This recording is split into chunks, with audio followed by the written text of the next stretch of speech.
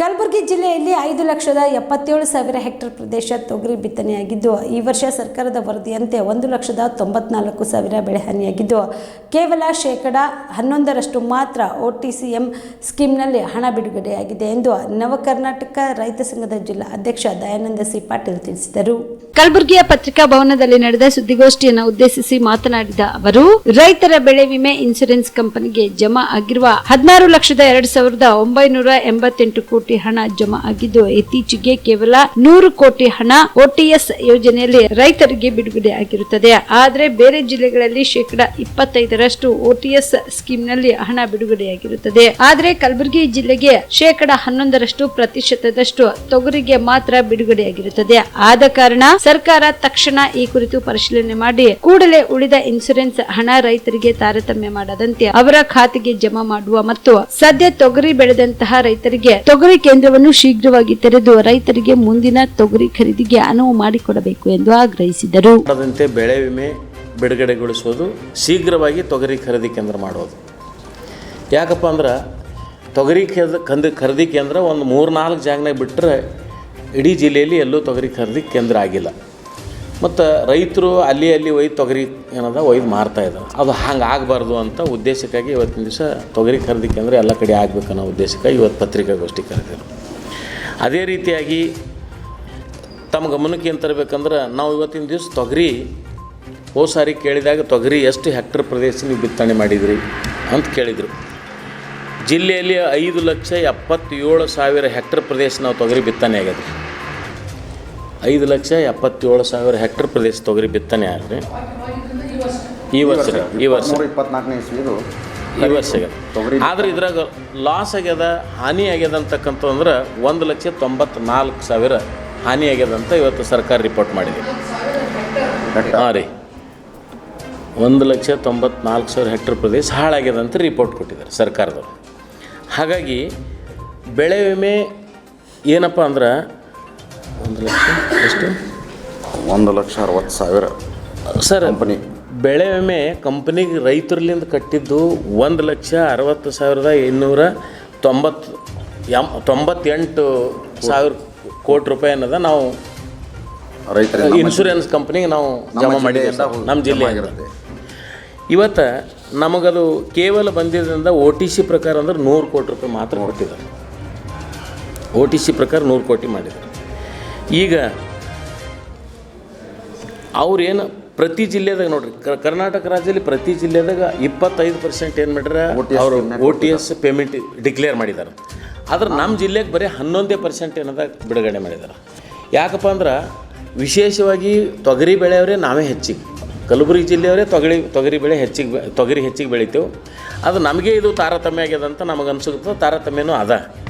ಹಾಗಾಗಿ ಆದ ಕಾರಣ ಸರ್ಕಾರ ತಕ್ಷಣ ಏನದ ನಾವು ಈ ಜಿಲ್ಲಾಧಿಕಾರಿ ಆದೇಶ ಮಾಡಿ, ಜಿಲ್ಲಾಧಿಕಾರಿ 25% ಕೊಡಬೇಕಂತ ಆದೇಶ ಮಾಡಿದ್ರು ಇನ್ಶೂರೆನ್ಸ್ ಕಂಪ್ನಿ ಇನ್ಶೂರೆನ್ಸ್ ಕಂಪ್ನಿಯವರು ಅದು ಸರಿಯಾದ ವ್ಯವಸ್ಥೆಗೆ ಇದು ಮಾಡ್ತಾಯಿಲ್ಲ. ಇನ್ನೊಂದು ಏನಪ್ಪ ಅಂದ್ರೆ ಏನು ಹೇಳ್ತಂದ್ರೆ, ಈಗ MSP ರೇಟ್ ಏನದ ರೀ 6,800 ರೂಪಾಯಿ ಅದ. MSP ರೇಟ್ ಸರ್ಕಾರದ ಮೊದಲು ನಿಗದಿ ಮಾಡಿದ್ದು MSP ರೇಟ್ 6,800 ಅದ. ಈಗ ಖರೀದಿ ಮಾಡೋದು ಹೆಂಗಂದ್ರೆ 2 ಕಂಪ್ನಿಗೆ ಖರೀದಿ ಕೊಟ್ಟರು. ನೆಪೇಡ್ದವ್ರು ಯಾರಿಗೆ ಕೊಟ್ಟರು? ಫೆಡ್ರೇಷನ್ ಮತ್ತು ತೊಗರಿ ಬೋರ್ಡಿಗೆ ಕೊಟ್ಟರು. ಇವ್ರು ನೆಪೇಡ್ದವ್ರು ಯಾಕೆ ಕೊಡ್ತಾರೆ? ನೆಪೇಡ್ ತೊಗೊಂಡು ಇವ್ರು ಅವ್ರಿಗೆ ಕೊಡೋದು ಬೇಕಿಲ್ಲ, ನೆಪೇಡ್ ಆದೇಶ ಕೊಡೋದು ಬೇಕಾಗಿಲ್ಲ. ನೆಪೇಡ್ದವರೇ ಖುದ್ದಾಗಿ ಖರೀದಿ ಮಾಡಬೇಕು ಅಂತ ಆದೇಶ ಅದ ಸರ್ಕಾರ. ನೆಪೇಡ್ದವ್ರು ನೀವು ಇಟ್ಟು ಖರೀದಿ ಮಾಡಿರಿ, ನಾವು ಇಟ್ಟು ಖರೀದಿ ಮಾಡಿರಿ.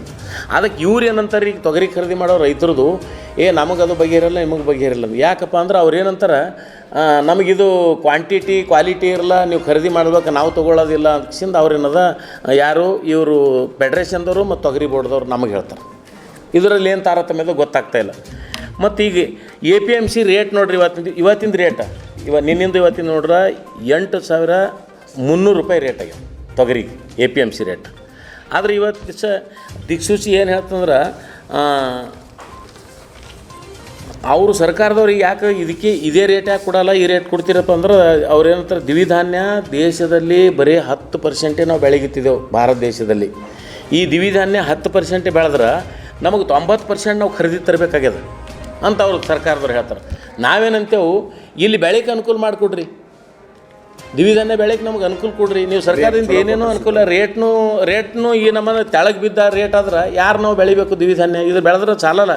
ನಾವು ಆ್ಯಕ್ಚುಲಿ ಸಾಕಷ್ಟು ಸಾರಿ ಕೇಳಿದ್ದೇವೆ ನಾವು ಸರ್ಕಾರಕ್ಕೆ, ಎಕರೆಗೆ 15,000, ಇದು ಕುಂಟಲಿಗೆ 15,000 ರೇಟ್ ಮಾಡಿರಿ ದ್ವಿಧಾನ್ಯ ಯಾವುದೇ ಇರಲಿ, ಹೆಸರು ಇರಲಿ, ಉದ್ದಿರಲಿ, ತೊಗರಿ ಇರಲಿ, 15,000 ಕೊಡ್ರಿ ಅಂತಕ್ಕಂಥದ್ದು ಬೇಡಿಕೆ ಬೇಡಿದೆವು. ಯಾಕಂದ್ರೆ ಅದು ನಮ್ಮ ಮಾಲದ, ನಿಮ್ದೇನು ಸಂಬಂಧ ಇಲ್ಲ. ಈ ನೆಪೇಡ್ದವ್ರು ಏನು ಹೇಳ್ತಾರೆ, ಇವು 2 ಕಂಪ್ನಿಗೆ ಏನದ ನೀವು ಖರೀದಿ ಮಾಡ್ರಿ ಅಂತ ಹೇಳ್ತಾರೆ. ಅವ್ರೇನು ಮಾಲಕರ? ನೆಪೇಡ್ದವ್ರು ಮಾಲಕರಲ್ಲ ಏನಲ್ಲ, ನಾವು ಮಾಲಕರಿದ್ದೇವೆ, ರೈತರು.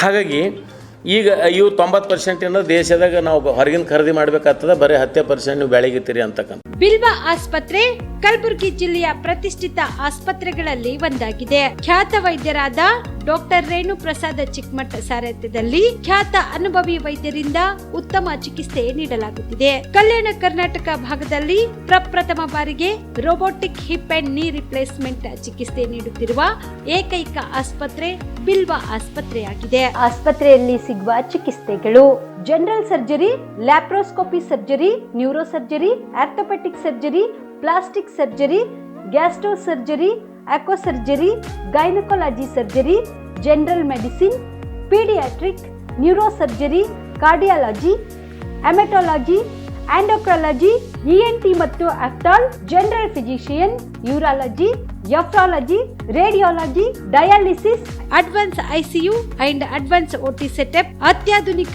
ಸೌಲಭ್ಯವುಳ್ಳ casualty, 24x7 emergency trauma centre.